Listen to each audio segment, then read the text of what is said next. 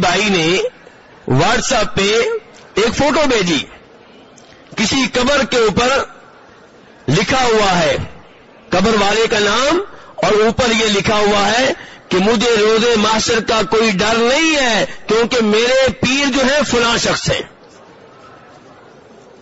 انا للہ و انا الیہ راجعون. نبی روز محشر یہ کہیں کہ ہم کسی کی شفاعت نہیں کر سکتے. لوگ آدم علیہ السلام کے پاس آئیں گے, نوح علیہ السلام کے پاس آئیں گے, ابراہیم علیہ السلام کے پاس آئیں گے, موسیٰ علیہ السلام کے پاس آئیں گے, عیسیٰ علیہ السلام کے پاس آئیں گے.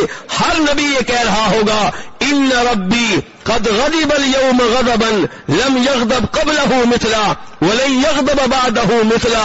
نفسی نفسی, میرا رب بڑے غصے میں ہے, مجھ میں شفاعت کرنے کی ہمت نہیں ہے, مجھے اپنی پڑی ہے. اللہ اتنے غصے میں نہ پہلے کبھی تھا نہ آئندہ کبھی ہوگا.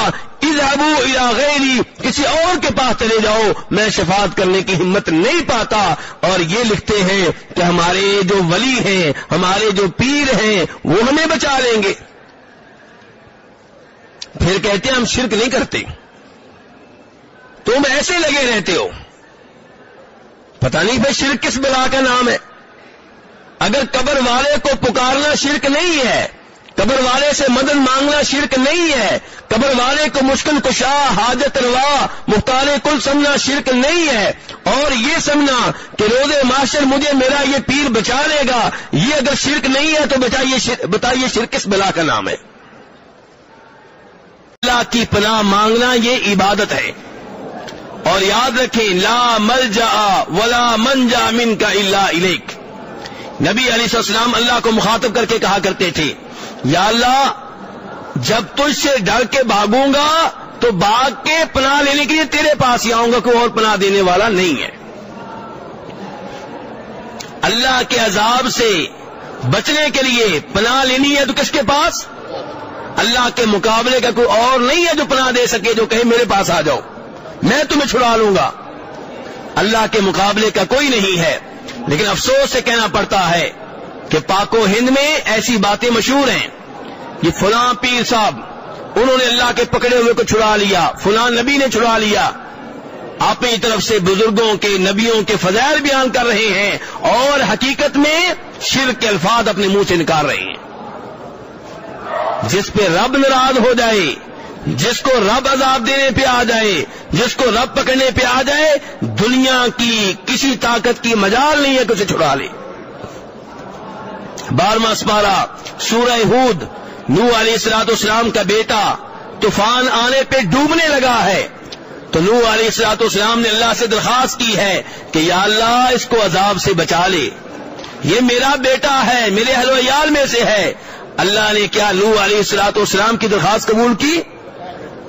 کہ اللہ نے کہا کہ یہ نوح تو پہنچی ہوئی سرکار ہے, یہ تو وہ نبی ہیں جنہوں نے 950 سال میری راہ میں تبلیغ کی ہے, 950 سال میری خاطر لوگوں کا مذاق برداشت کیا ہے, 950 سال میری خاطر لوگوں سے مار کھائی ہے. نہیں, اللہ تعالی نے کہا نوح انہو عمل غیر صالح, اس کے اعمال اچھے نہیں ہیں, اس کا کردار اچھا نہیں ہے. فلا تسألنی ما لیس لک بہ علم, جس چیز کا علم نہ ہو اس چیز کے بارے میں سوال نہ کرنا. کون کہہ رہے ہیں, کس کو؟ اور یہ میں کس کا کلام پڑھ رہا ہوں؟ اپنے پیر کا؟ اللہ تعالیٰ کا کلام ہے, اسی قرآن پاک میں جو آپ کے گھر میں موجود ہے.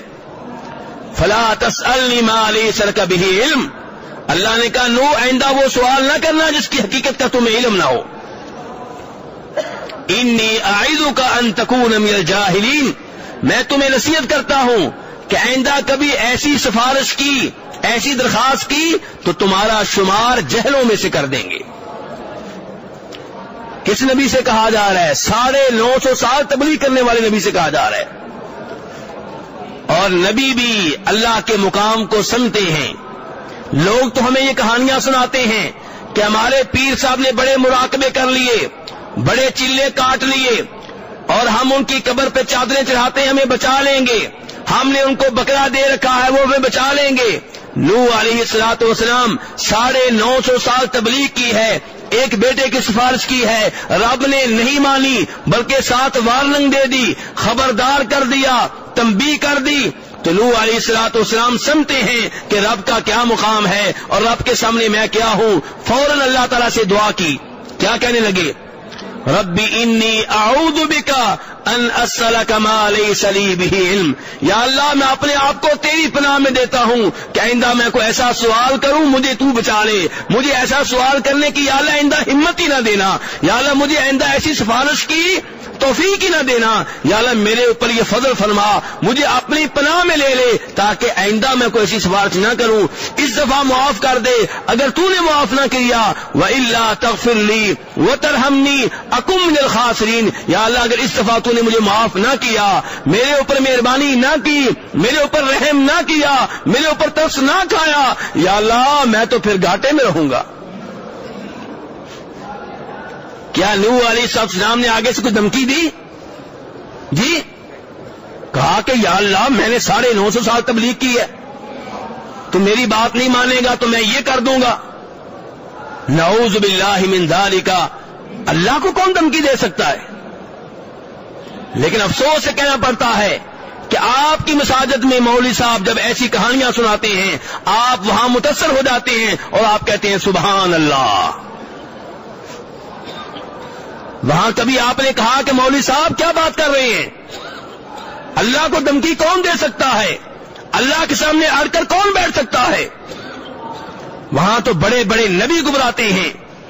بخاری شریف کی حدیث ہے، شفاعت والی حدیث، کہ جب لوگ روز قیامت سورج کی دھوپ میں کھڑے ہوں گے، سورج سوا لیدے پہ ہوگا، صورتحال ناقابل برداشت ہو جائے گی، اپنے اپنے گناہوں کے مطابق اپنے اپنے پسینے میں نہائے ہوئے ہوں گے، لوگ آدم علیہ الصلوۃ والسلام کے پاس آئیں گے، سفارش کریں کہ اللہ ہمارا حساب کتاب شروع کریں، جنت میں جانا ہے جہنم میں جانا ہے، بات کی بات ہے، حساب کتاب شروع تو ہو۔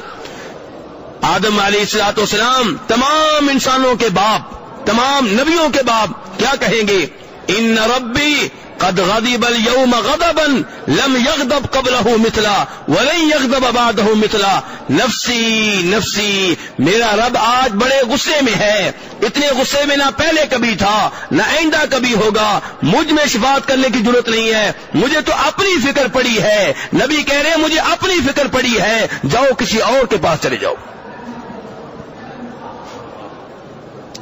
نوح علیہ السلام کے پاس چلے جاؤ، لوگ نوح علیہ السلام کے پاس آئیں گے کہ اللہ تعالیٰ نے آپ کو کہا ہے کہ آپ عبد شکورا ہیں، انہ کان عبدا شکورا، کہ آپ اللہ کے شکر گزار بندے ہیں، آپ نے اللہ کے لیے بہت تبلیغ کی ہے، بہت کام کیا ہے، ہماری سفارش کریں، آپ دیکھیں ہم کتنی تکلیف میں ہیں۔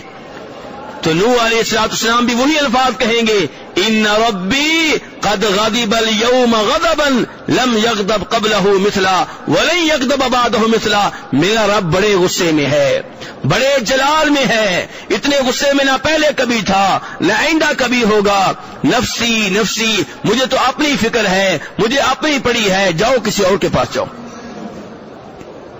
ابراہیم علیہ السلام کے پاس آئیں گے، وہ ابراہیم جنہوں نے اللہ کے لیے بڑی قربانیاں دی، جوان بیٹا ذبح کرنے کے لیے تیار ہو گئے، اور چھوٹے سے دودھ پیتے بچے کو اور مسکین مخلوق اپنی بیگم کو مکہ کی بے آب و گیا وادی میں چھوڑ آئے، جہاں پہ نہ پھل تھا نہ پانی تھا، اللہ کا حکم تھا وہاں پہ چھوڑ آئے، اللہ کے لیے یہ بھی قربانی دی۔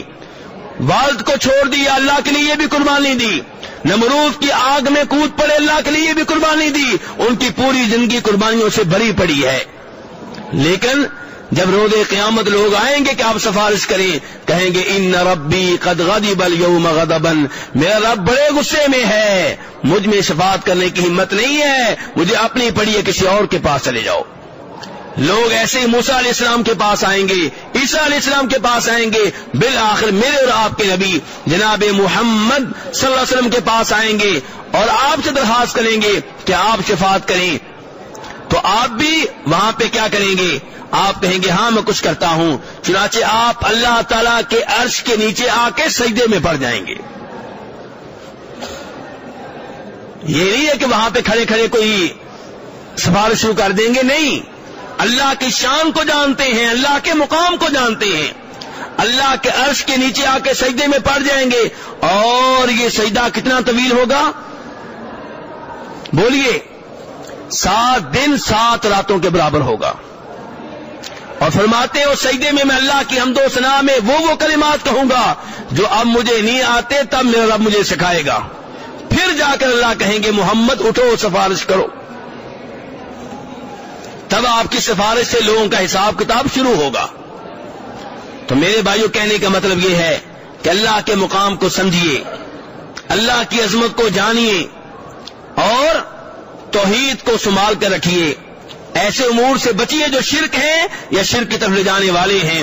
اللہ تبارک تعالی ہمیں صحیح معنوں میں توحید کو سمجھنے کی توفیق عنایت فرمائے۔ وآخر دعوانا الحمدللہ رب العالمین۔